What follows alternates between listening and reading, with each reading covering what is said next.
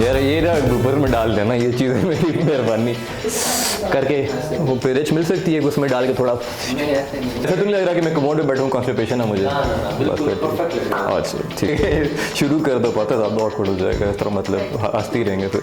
मैं वेट करता हूँ। हाँ वैसे जो ट्रेंड चल रहा है ना, उसके लिए अलग से कैंपेन कर लेते हैं, डांसर्स बुलवाते हैं बहुत सारे, वो एक कप पकड़ के नाचेंगे। ठीक है, हाँ देखो इस पे थैंक यू। आज को मैं बोल देती हूँ उनका बिल्कुल आगे।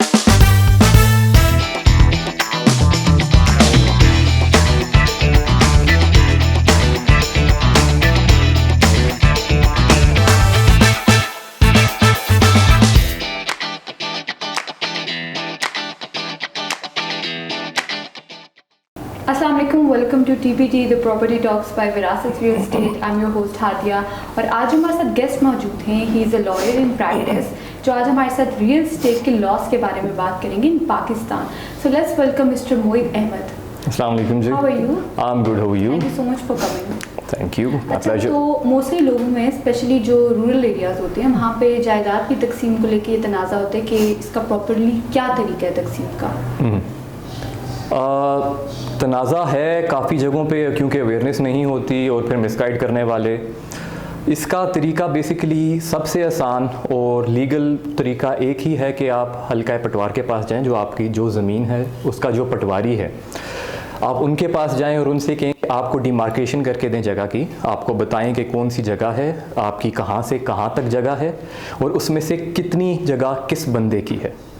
उसकी नज़र के उसके थ्रू जब आप चलेंगे उसको देख के, तो उसमें आपके लिए भी काफ़ी आसानी है और वो आपको फ्यूचर में किसी प्रॉब्लम से भी बचाती है, क्योंकि आप किसी और की जगह पे कब्ज़ा ना करें गॉड फॉरबिड, उससे भी आपको बचाती है। तो सबसे आसान और सीधा तरीका है इसका, जिसको उमूमन लोग ओवर कॉम्प्लिकेट कर देते हैं। राइट। अच्छा, शामलात में तो कोई फ़र्क पूरी ज़मीन यानी कि अपने हिस्से के अलावा बाकी लोगों का हिस्सा भी फ़रोख्त कर दे, तो बाकी जो हिस्सादार हैं वो किससे अपना दावा करें और कैसे वो वापस लें ज़मीन?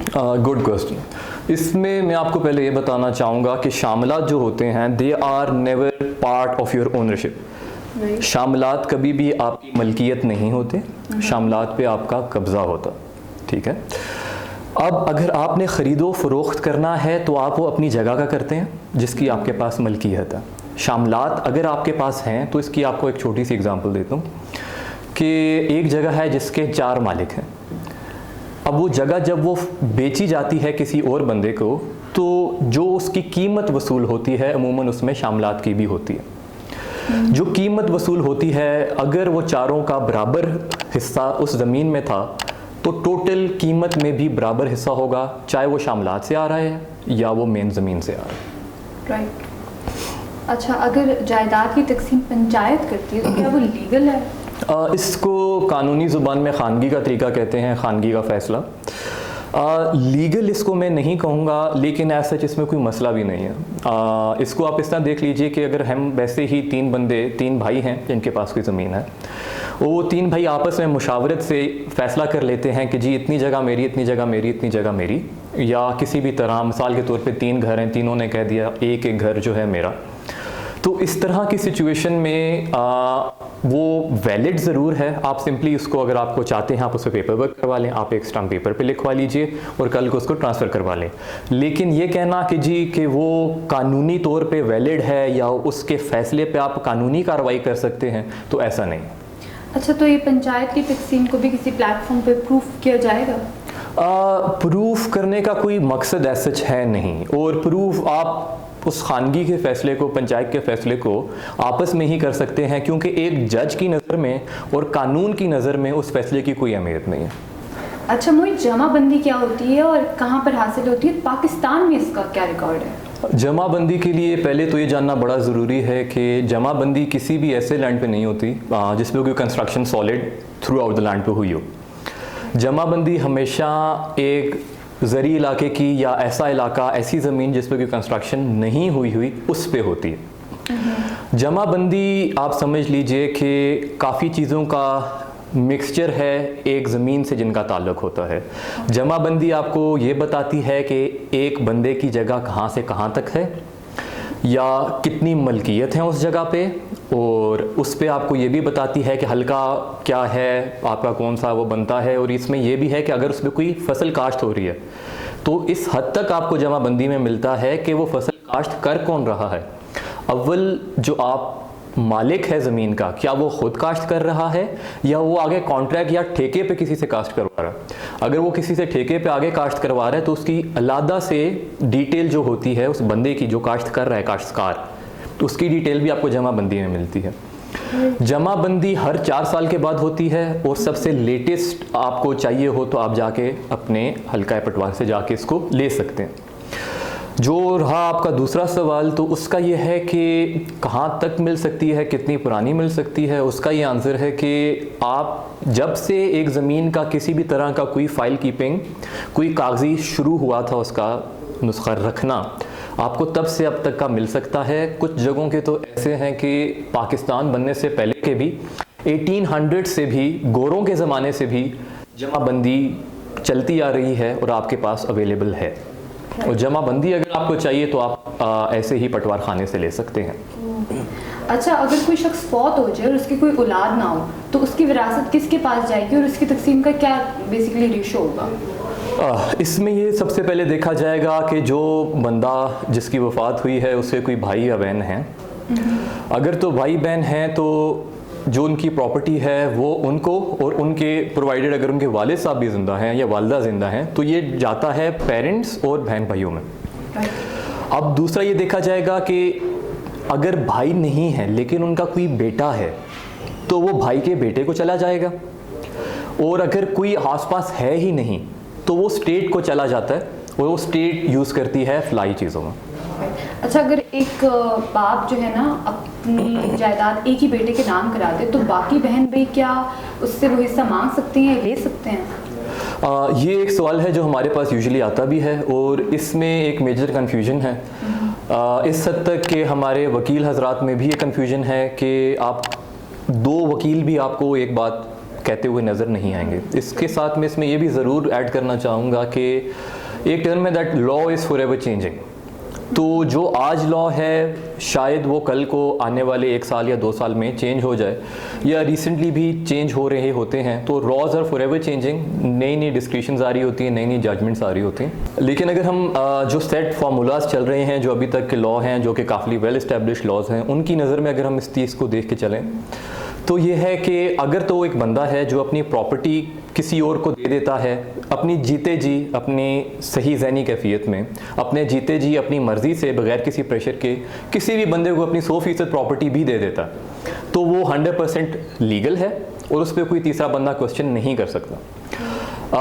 और यूजुअली इसमें आपको एग्जांपल भी देता हूँ कि अगर आपका एक घर है जो कि लेट से 4 करोड़ का है और वो आप 4 रुपए का भी किसी को बेच देते हैं, तो आप जब ट्रांसफ़र कर रहे हैं कोई कानून, कोई चीज़ आपसे ये कभी भी नहीं पूछ सकती कि भाई 4 करोड़ का घर आप 4 रुपए में किस लिए बेच रहे हैं।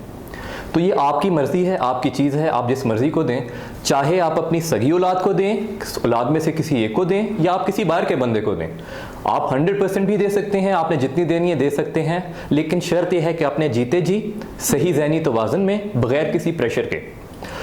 इसमें दूसरा एक ये आता है कि कुछ लोग अपनी विल में, वसीयत में लिख देते हैं कि जी मैंने अपनी सारी प्रॉपर्टी फ़लाने को दी, या मैंने अपनी प्रॉपर्टी का इतना हिस्सा अपने फ़लाने बेटे को दिया और बकाया फ़लाने को दिया। इसमें फिर ये देखा जाता है कि विल के जो विरासत के कानून हैं, इसमें थोड़ी बहुत अमेंडमेंट्स हैं, और विरासत का एक ये रूल है कि जो उसमें लिखा जाता है वो गिफ्ट में आता है। अब इसमें ये आता है कि एक इंसान अपनी प्रॉपर्टी या जो उसका जो भी जमा पूंजी, जो उसके सोर्सेज हैं, रिसोर्सेज हैं, उसका 1/3 से ज़्यादा नहीं दे सकता, किसी को गिफ्ट नहीं कर सकता। अपनी वसीयत में भी किसी एक बच्चे के नाम पे 1/3 से ज़्यादा नहीं दे सकता किसी को भी। अगर वो देता है तो डेफिनेटली जो बाकी अगर उसका कोई सगा भाई या कोई बहन है तो वो उस पर डेफिनेटली क्लेम कर सकते हैं। इस हद तक कि बताना चाहूँगा कि विरासत में अगर एक बंदा है तो उसकी बीवी का भी 1/8 हिस्सा होता है, 8वां हिस्सा उस बंदे की बेगम का भी होता है। इस तरह की सिचुएशन में जबकि 1/3 से ज़्यादा आपने प्रॉपर्टी जो है किसी एक पर्टिकुलर बेटे के नाम कर दी, तो अल्टीमेटली जो माँ है उस लड़के की, जो कि फोत हो चुके हैं साहब, उनकी बेगम जो हैं वो भी जाके कानून का सहारा ले सकती हैं कि ये गैर कानूनी है, क्योंकि वरासत में 1/3 से ज़्यादा हिस्सा आप अपनी मर्जी से किसी एक बंदे को नहीं दे सकते। अच्छा, बहुत सारे लोग आजकल ये खरीदो फरोख्त ना स्टैम्प पेपर्स पर ही कर रहे होते हैं, तो क्या स्टैम्प पेपर से ही वो उस ज़मीन के या जो भी प्रॉपर्टी उसके मालिक बन जाते हैं? जी नहीं, इसमें प्रॉपर्टी चाहे आपका मकान है, चाहे आपकी गाड़ी है, या कोई छोटी सी चीज़ है, इसमें कभी भी जो आपका स्टाम्प होता है, स्टाम्प पेपर जिसे कहते हैं, ये कभी भी किसी की मलकियत जाहिर नहीं करता।